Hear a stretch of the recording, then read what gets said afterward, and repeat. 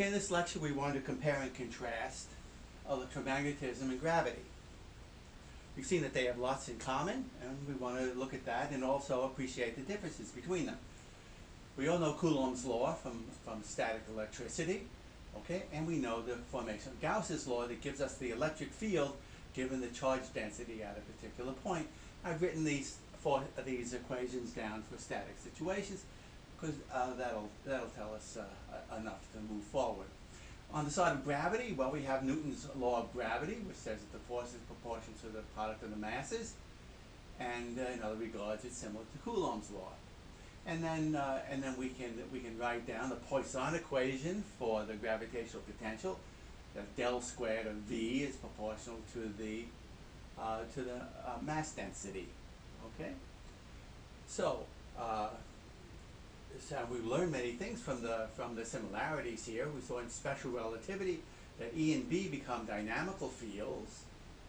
Okay, and that we have new independent degrees of freedom, the electric field and the magnetic field. When we combine the criteria of special relativity, okay, the existence of a speed limit, okay, with electromagnetism and Newton's ideas, we come away with the fact that to respect special relativity, the electric and the magnetic fields, well, they have to become dynamical variables of their own, and they have their own equations of motion. In Newton's world, of course, the electric field was given by Gauss's law. You give me the charge density, I compute the electric field. It's simply a constraint. No longer the case in special relativity, as we've learned. Special relativity, the electric fields and the magnetic fields can be carried by electromagnetic waves, and they have their own equations of motion. They can propagate through space-time independent of the sources. And the equations of motion look like the wave operator on E is equal to 0, and the wave operator on B is equal to 0 in free space-time. So areas of space-time where the source is vanishing. And the wave operator, remember, was the Lorentz invariant operator of the gradient dotted with itself. So it went like second derivative with respect to time minus the Laplacian. Now in general relativity, we will have replacing the electric and magnetic fields, we'll have the metric. It will become a dynamical field and will propagate via a general covariant version of the wave equation.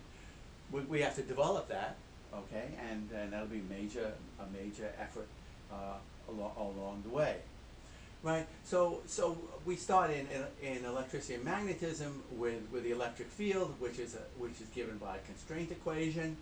In gravity, we start with Newton's law of gravity, and then we have Poisson's equation, which says that the gravitational potential is determined by the mass density.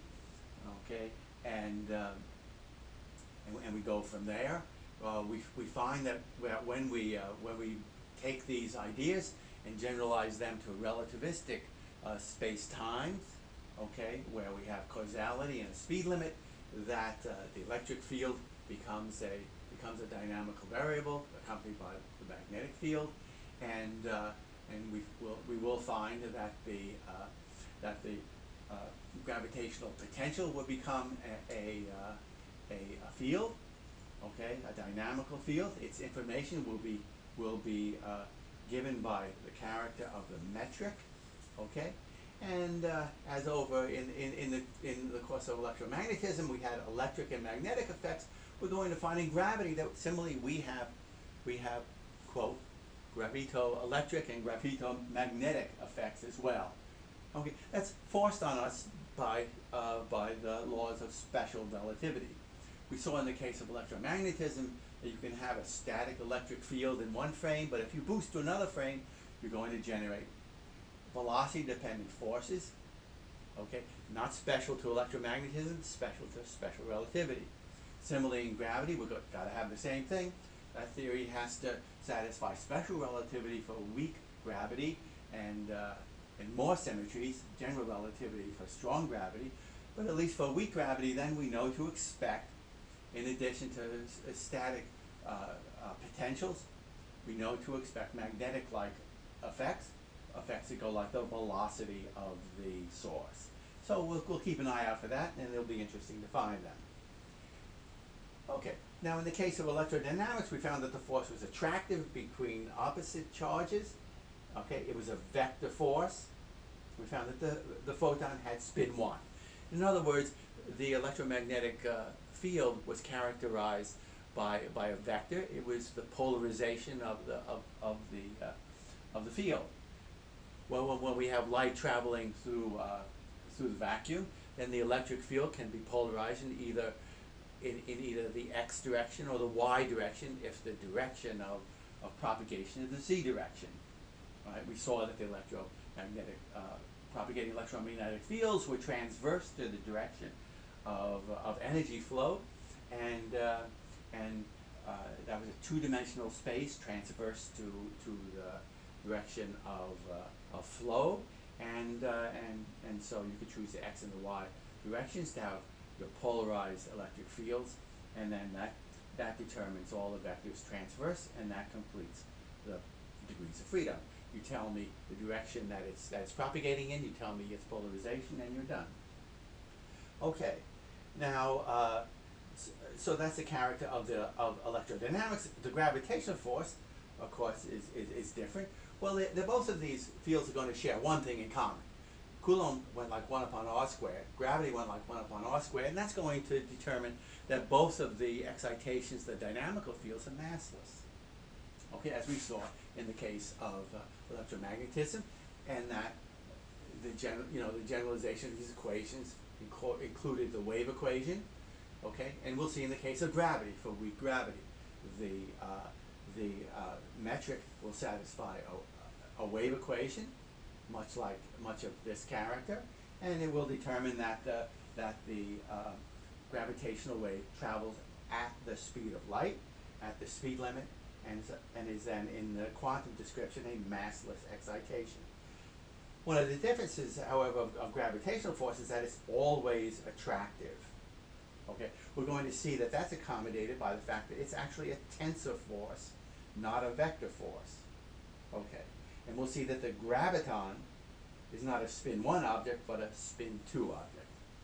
Okay, well, you see, we've already seen that the metric is a symmetric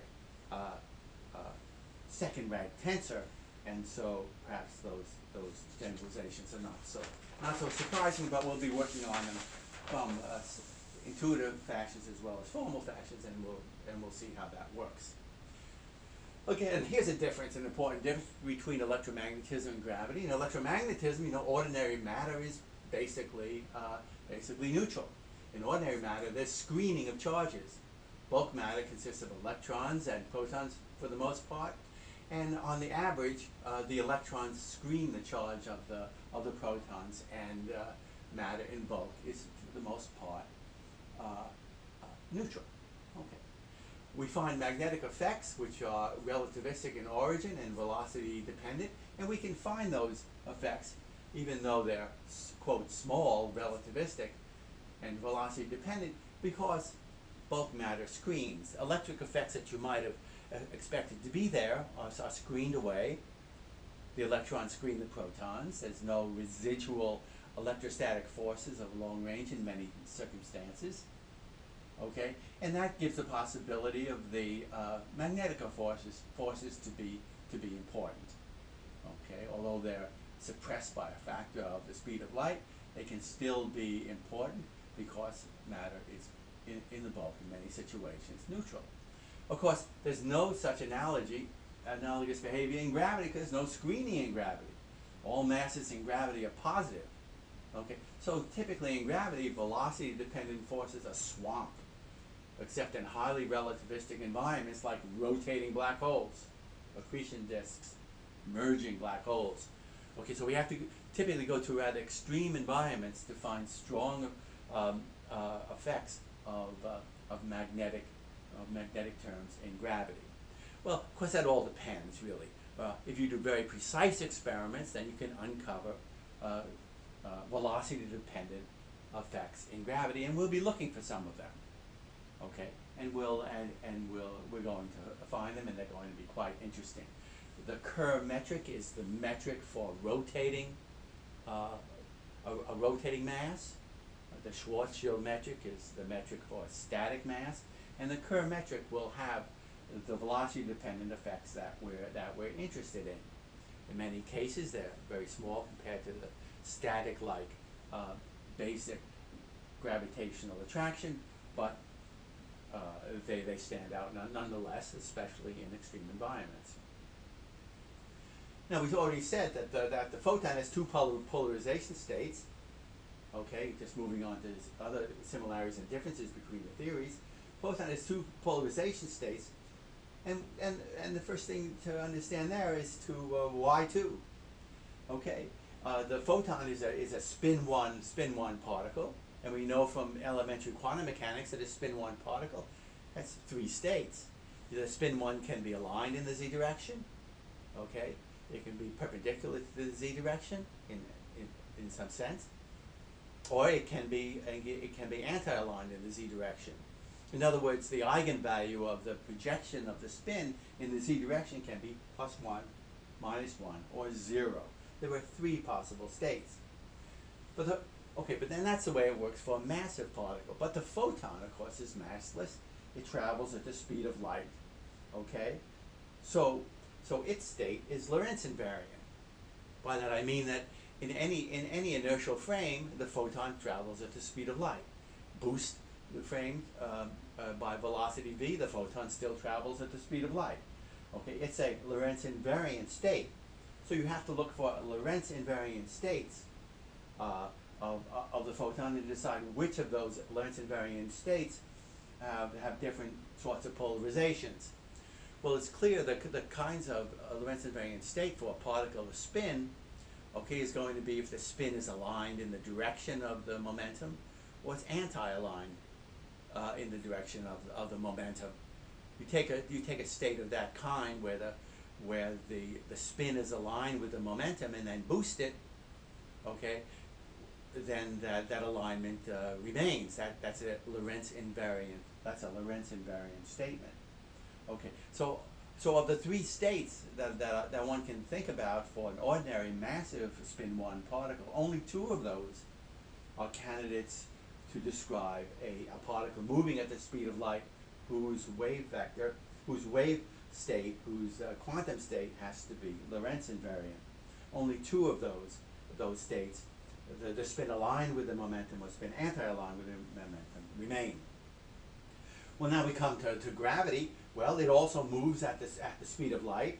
It's a spin 2 particle, okay? And spin 2 particles, if they have a finite mass, have 5 possible states.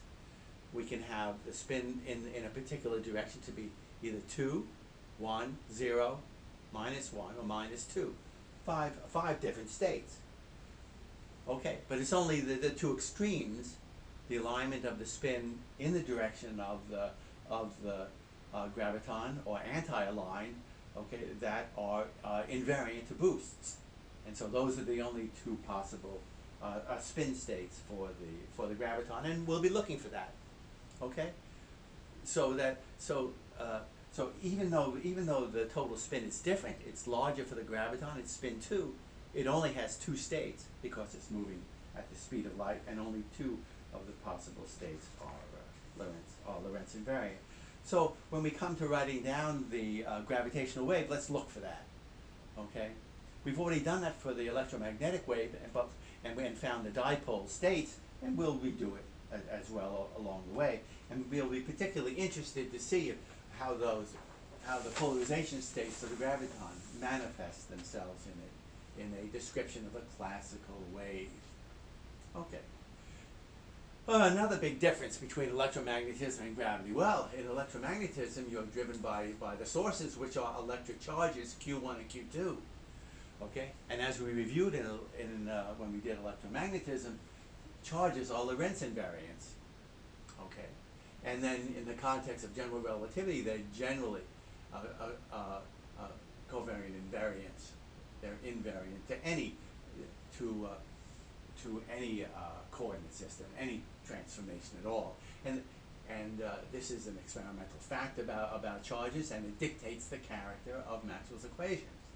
right? That was necessary for the success of Maxwell's equations.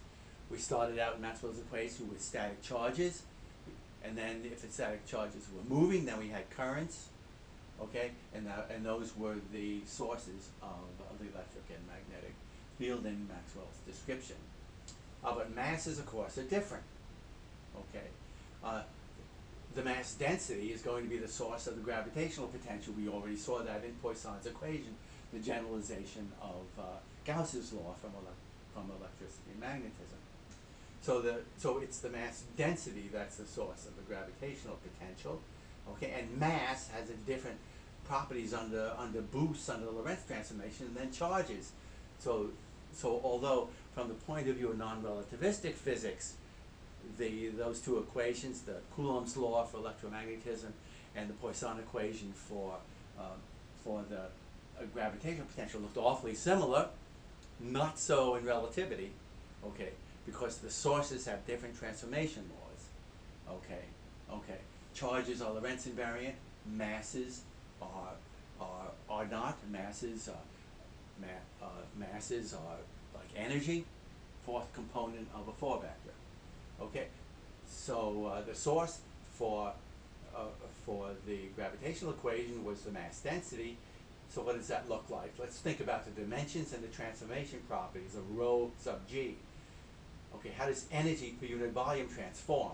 Right, it's mass per unit volume, but in relativity, mass is just an element of energy. So I have to think about energy per volume.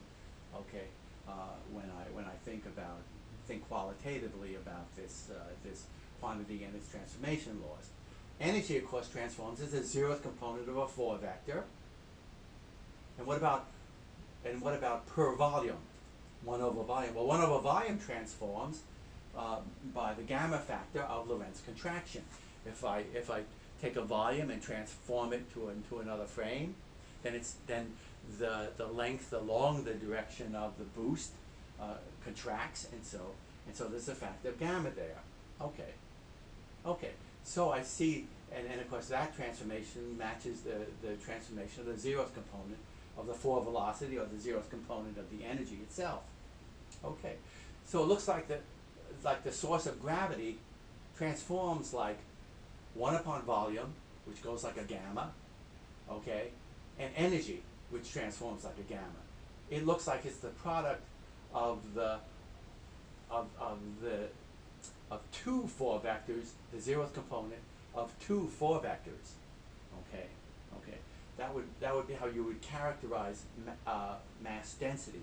It transforms like the product of the zeroth component of two four vectors. One factor per volume, one factor for energy. So if I, for example, if I had a bunch of particles labeled with a number I running from 1 to n, then for each of those particles I could write down a candidate for this generalization of the source to four vectors, to relativistic notation. It would be something that goes like the rest mass of any particular particle, or rest energy of any particular particle, times the velocity four vector for one of it, times the velocity four vector for it again.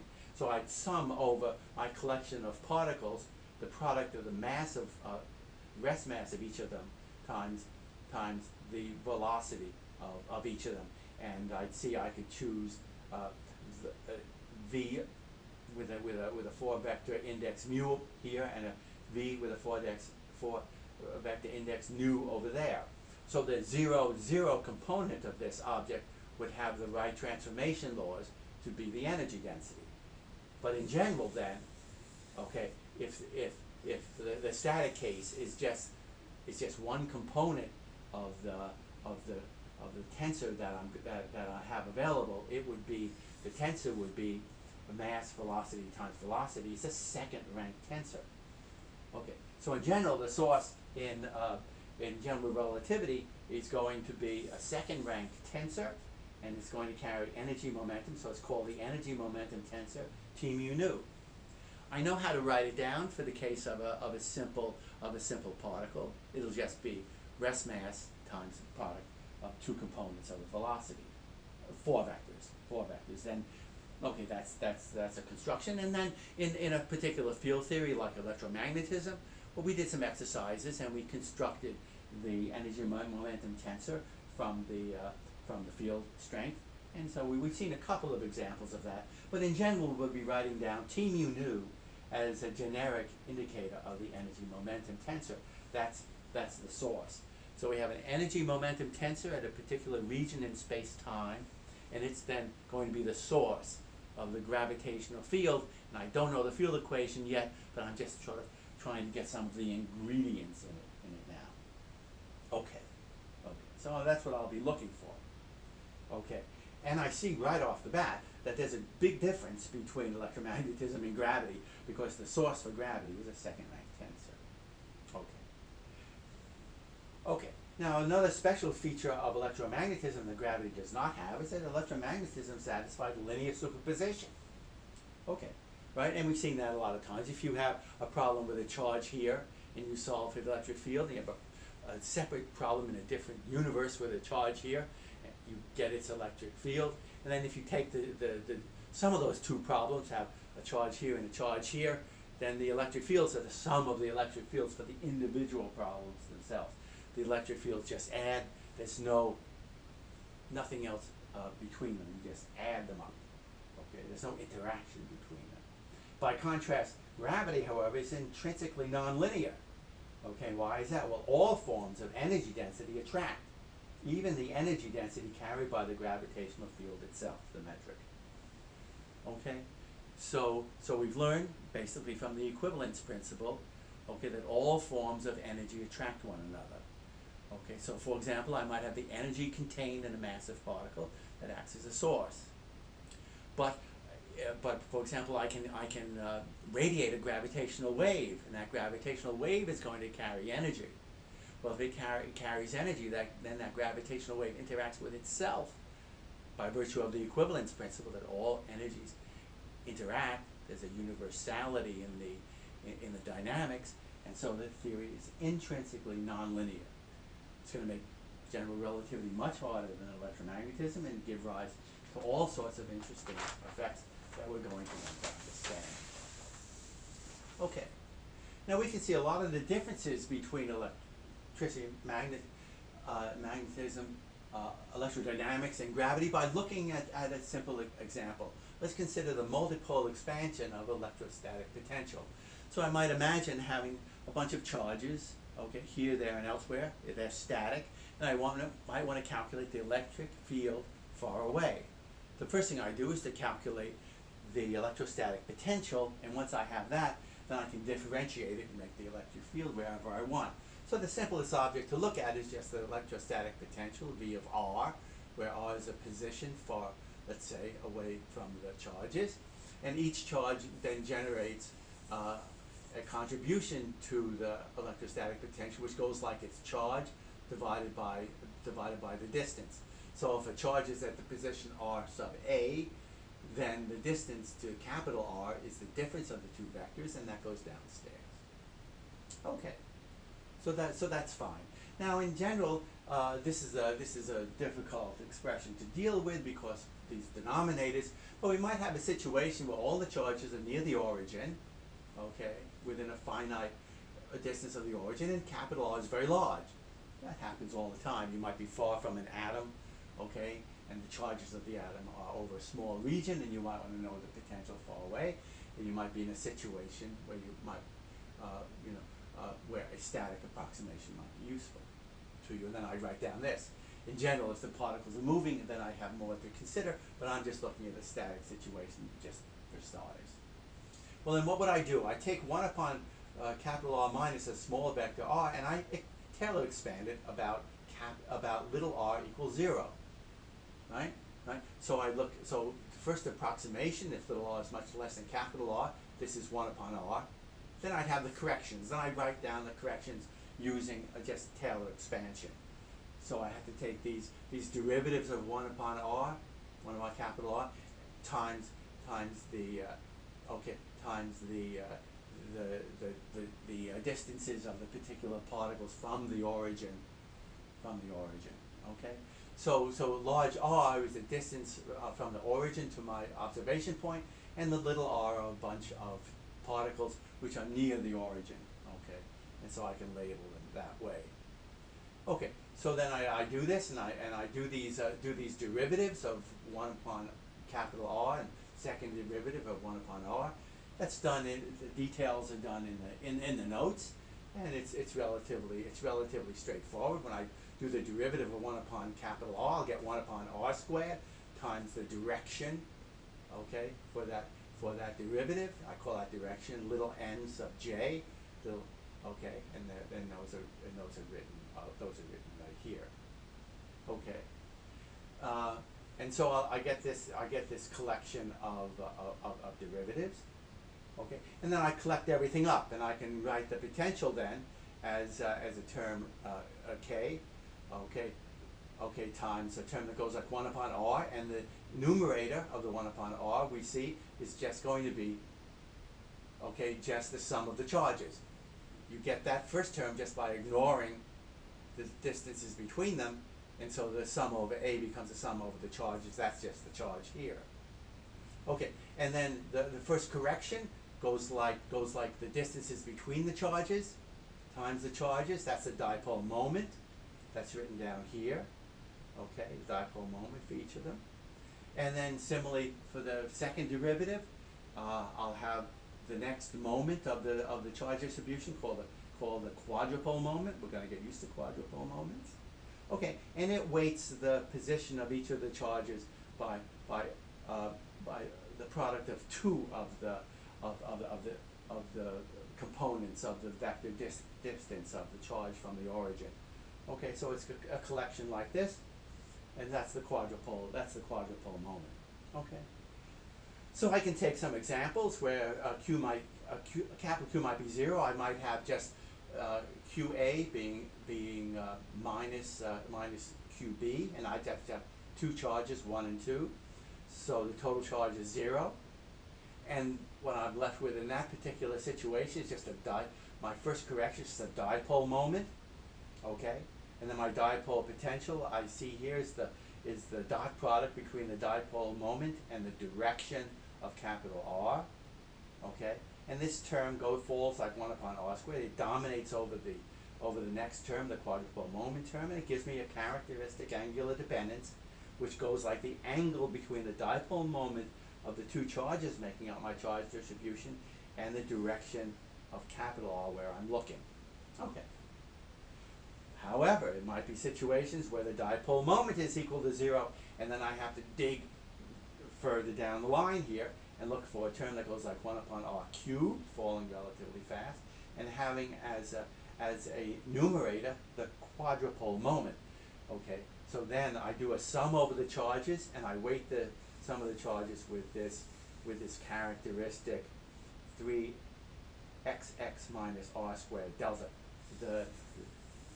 This that just comes out of all these differentiations, which gives me a distribution of the charges weighed by the squares of their distances from the origin.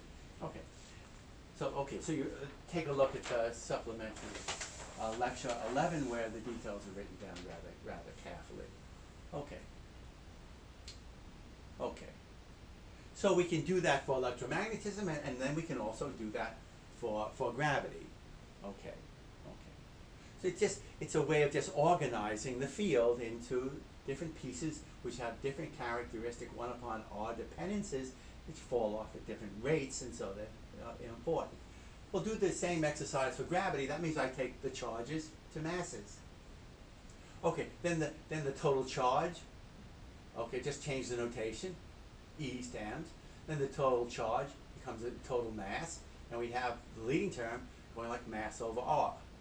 And that term is always there because gravity, masses are always positive and they always add. Then we have a correction term that goes like 1 upon R squared. That's the dipole term.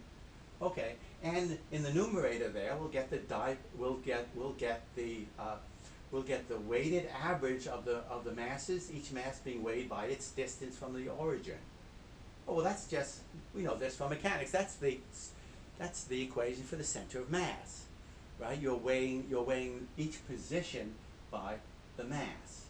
That's the position of the center of mass. Well, gee whiz, we can just choose the origin of our coordinate system so that it's right at the center of mass, and so that term's not there. Okay, okay. So in particular, choose your coordinate system properly, okay, and you'll see that the dipole contribution to the potential is not there. Okay, if there are no external forces on the system, we know from our mechanics courses that the center of mass will stay put. Okay, if it's initially at the origin, it'll stay at the origin. Okay, if there are no external net forces on it, and it will just remain there. Okay, well, we'll see that when we do general relativity. Remember, okay, the gravity is described as the curvature of space-time. There are no external forces, and so if we start out with the center of mass at the origin, it stays there forever, and you never get a term like the term that's so important in electromagnetism, the dipole moment term. Okay, since you can choose that in one frame of reference, it's going to be important in all of them. So we conclude that term is absent in gravity. So in this particular example, I can transform it away. It's not going to be there. Okay. The quadrupole moment term, however, then becomes important. Okay. Okay. So there's going to be the quadrupole moment of the mass distribution. Its contribution will fall upon like 1 upon r cubed, but it's important because of the absence of the 1 upon r squared dipole moment term, which gets transformed away in gravity. Okay, we get rid of it by choosing explicitly by choosing the right coordinate system, and that's the end of it. Okay, if we're interested in time-dependent phenomena, okay, this term can dominate. Okay. If we're interested in time-dependent phenomena, in particular the generation of gravitational waves, it's easy to argue that the total mass doesn't generate gravitational waves under many circumstances. If it's spherical, maintains a spherical dependence, it can't make a gravitational wave. Okay, similar to electromagnetism, if you have a spherical distribution of charges and they might breathe, it generates no electromagnetic radiation. You have to look at the varying in the dipole and quadrupole moments for that.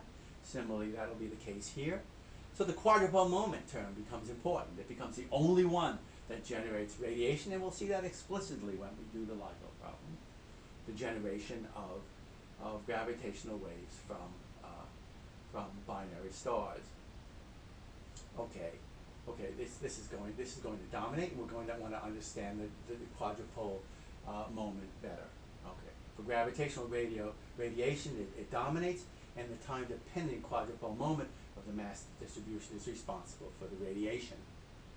Okay, so there's a big difference between the two theories, and we'll be wanting to understand that better.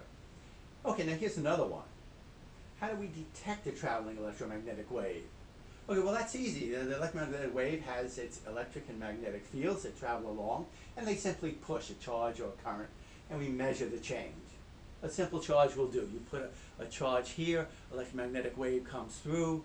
Okay, the electric field varies in the transverse direction to the front coming through, and it moves the charge around, and you detect that very easily. How do we detect a traveling gravitational wave? Well, the point is we can't do that by measuring a single local particle, because the equivalence principle has already taught us that we can transform to a local inertial frame where all the effects of gravity disappear. Sounds very peculiar, doesn't it? But now the gravity wave comes in. You have a particular mass here. Okay, but I'll jump onto that mass. Okay, that's an inertial reference. An inertial reference frame, okay, and a character of the inertial reference frame is it experiences no forces, okay, and so there's nothing to detect. Okay, so does that mean that gravitational waves are a hoax? Okay, just a bit of formalism that don't mean anything? No, it just means you've got to make a different detector. And the first thing to do, well, one particle didn't work, so look at two particles. we need several test particles and an extended region of space-time to detect a gravitational wave. Right? And this is an implication of the equivalence principle, okay, where we show that if you're just looking at a single point, you can transform the gravitational effect away by jumping to an inertial frame, the tangent space at that point, the freely falling frame at that particular point. Okay, right? Right. If you're on the second floor of this building, for example, you want to get rid of the effect of gravity, you jump out the window. Okay, in the freely falling, accelerating frame going down, okay, you would fall at the same rate as any other particle, okay, going there, and you wouldn't experience gravity at all, right? Freely falling frame, you don't experience gravity, you've transformed it away. We know that works locally, okay, but it doesn't work globally, okay. If we, as we've seen with tidal forces, so tidal forces are the key, okay. We've got to look at what happens to particles at different spatial points and look for tidal forces. Okay, so we'll put down a few particles and send a gravitational wave into it.